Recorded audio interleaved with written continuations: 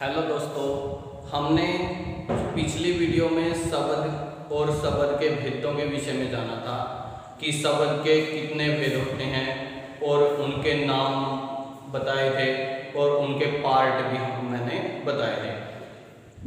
पिछली वीडियो में हमने किया था कि स्रोत के आधार पर या उत्पत्ति के आधार पर शब्द के 5 भेदों के विषय में मैंने बताया। आज हम करेंगे रचना के आधार पर शब्द के भेद। हेडिंग डाल लेना, रचना के आधार पर शब्द के भेद। रचना के आधार पर शब्द के कितने भेद होते हैं? 3 भेद होते हैं। पहला है रचना के आधार पर, रचना या बनावट। ध्यान रखना, रचना या बनावट के आधार पर शब्द के 3 भेद होते हैं। पहला है रूढ़ शब्द, दूसरा है यौगिक और तीसरा है योग रूढ़।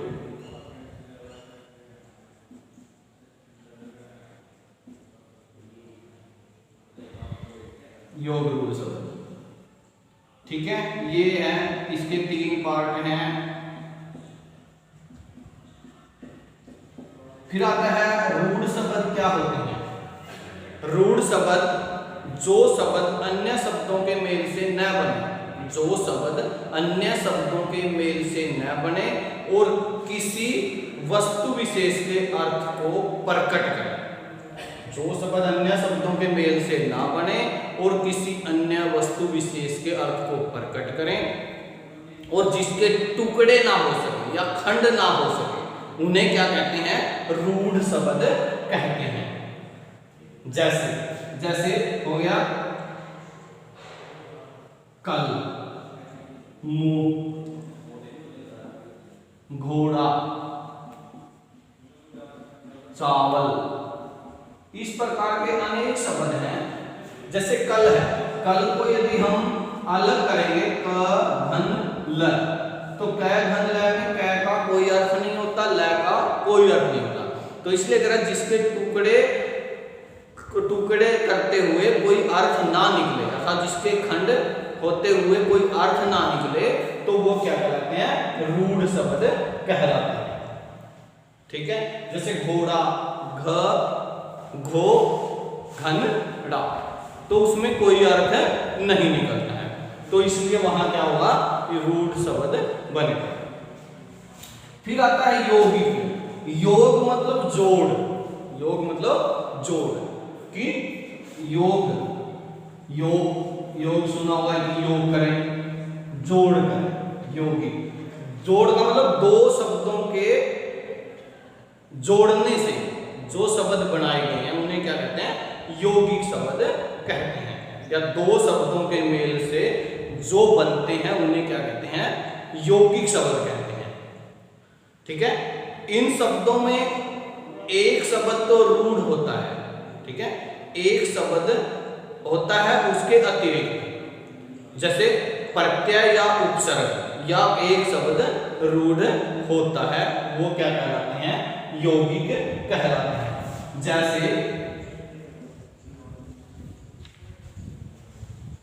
जैसे हम लेते हैं एक उदाहरण, जैसे आम सा उदाहरण ले लेते हैं हम, विद्यालय।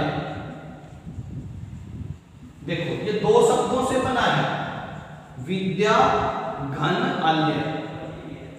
देखो इन दोनों का अर्थ निकल रहा है, दोनों का अर्थ निकल रहा है यौगिक शब्द में। यौगिक मतलब जो जोड़कर बनाए गए हैं वो क्या कहलाते हैं? यौगिक शब्द हैं। देखो विद्या घन आल्य, विद्या मतलब जो हम ग्रहण करते हैं, जो हम शिक्षा ग्रहण करते हैं। आल्य मतलब जहां, आल्य होता है भवन, विद्यालय जो जहां विद्या ग्रहण करने का भवन है वो क्या कहलाता है? विद्यालय कहलाता है। तो इसी प्रकार है देवदूत, देवदूत। तो यहां क्या होगा? देव घन दूत, दोनों का अलग निकल रहा है। ठीक है, तो इसलिए क्या हुआ? ये यौगिक शब्द बन गया। ठीक है, अब आते हैं हम योग रूढ़ शब्द पे। योग रूढ़ शब्द क्या होते हैं? जो शब्द सार्थक खंडों के योग से बनते हैं, सार्थक खंडों के योग से बनते हैं और अपने मूल जो अर्थ का बोध न कराकर अन्य अर्थ देते हैं। जो शब्द सार्थक शब्द क्या है? जो शब्द सार्थक खंडों के योग से तो बनते हैं और अपने मूल अर्थ का बोध न कराकर कोई अन्य अर्थ देते हैं, तो वो क्या कहलाते हैं? योग रूढ़। तो योग रूढ़ शब्द जो होते हैं, वो जो बहुब्रीहि समास के जो उदाहरण होते हैं, वो सभी क्या होते हैं? योग रूढ़ शब्द होते हैं। देखो, हमने सुना होगा बहुब्रीहि समास,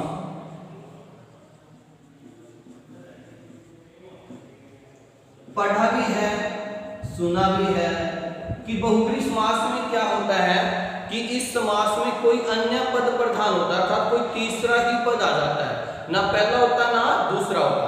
तो इसलिए क्या है, ये योग रूढ़ जो इसके उदाहरण हैं बहुब्रीहि समास के, वो सभी योग रूढ़ हैं। जैसे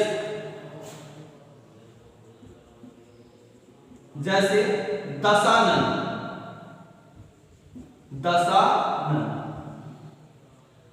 तो इसमें क्या हुआ? दशानन में जो 10 हैं मुख जिसके, अर्थात 10 हैं मुख जिसके, कौन? रावण। ठीक है, 10 मुख, दशानन का एक अर्थ होगा सामान्य अर्थ होगा 10 मुख। और यदि हम योग रूढ़ में ले जाएंगे तो क्या बनेगा? ठीक है ना, तो वही बन जाएगा रावण। जैसे लंबोदर, लंबा है पेट जिसका, उदर होता है पेट, लंबा है पेट जिसका, तो ये हो गया, कौन सा हो गया? योग रूढ़ बन गया। ठीक है, ये इतना ध्यान रखें कि रचना के आधार पर शब्द के कितने भेद होते हैं? 3 भेद होते हैं। पहला हो गया रूढ़ शब्द जिनका कोई अर्थ ना निकले, अर्थात टुकड़े करने पर कोई अर्थ ना निकले, तो जैसे कल, मुंह, घोड़ा। यौगिक शब्द, जो शब्द 2 शब्दों के मेल से बने हो, ठीक है ना, जो शब्द 2 शब्दों के मेल से बने हो, जैसे विद्यालय हो गया, देवदूत हो गया। फिर आते हैं योग रूढ़ शब्द वो शब्द होते हैं जो किसी अन्य अर्थ को प्रकट करते हैं।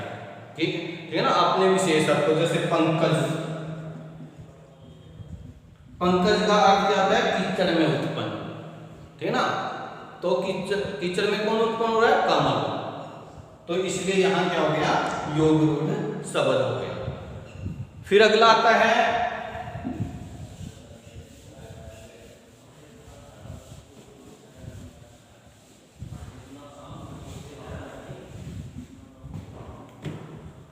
प्रयोग के आधार पर, हेडिंग डाल देना, प्रयोग के आधार पर वाक्य के शब्द के भेद। प्रयोग के आधार पर शब्द के 2 भेद होते हैं। ठीक है ना, प्रयोग के आधार पर शब्द के 2 भेद होते हैं। एक तो सामान्य, दूसरा है पारिभाषिक।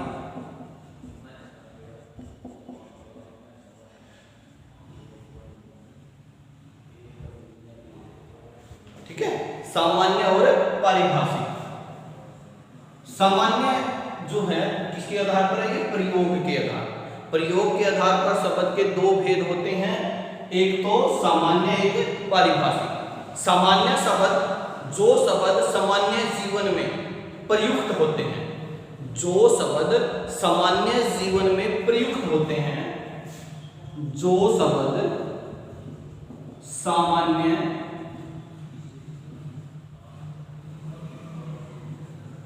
जीवन में प्रयुक्त होते हैं, जो शब्द सामान्य जीवन में प्रयुक्त होते हैं, उन्हें क्या कहते हैं? सामान्य शब्द। जैसे कल, हाथ, पैर, सुबह, ये सब क्या है? घर। ये सब क्या है? सामान्य है, जो हम बोलते रहते हैं। तो सब ये सामान्य जीवन में हमारा क्या होता है? प्रयुक्त होते रहते हैं, तो वो क्या कहलाते हैं? सामान्य है। अब आता है पारिभाषिक। पारिभाषिक शब्द वे शब्द होते हैं जो शास्त्रों में किसी विशेष अर्थ के लिए प्रयुक्त होते हैं। जो पारिभाषिक होता है जो वे शब्द होते हैं जो शास्त्रों में किसी विशेष अर्थ के लिए प्रयुक्त होते हैं या प्रयोग किए जाते हैं, ठीक है ना, तो उन्हें क्या कहते हैं? पारिभाषिक शब्द कहते हैं। जैसे प्रधानमंत्री,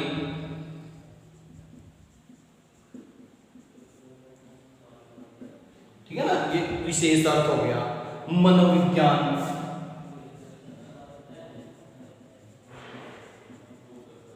मनोविज्ञान, तो ये क्या हो गया? पारिभाषिक हो गया। पारिभाषिक शब्द क्या है? जो कोई मतलब शास्त्रों में किसी विशेष अर्थ को प्रकट करते हैं। जैसे कर्मचारी,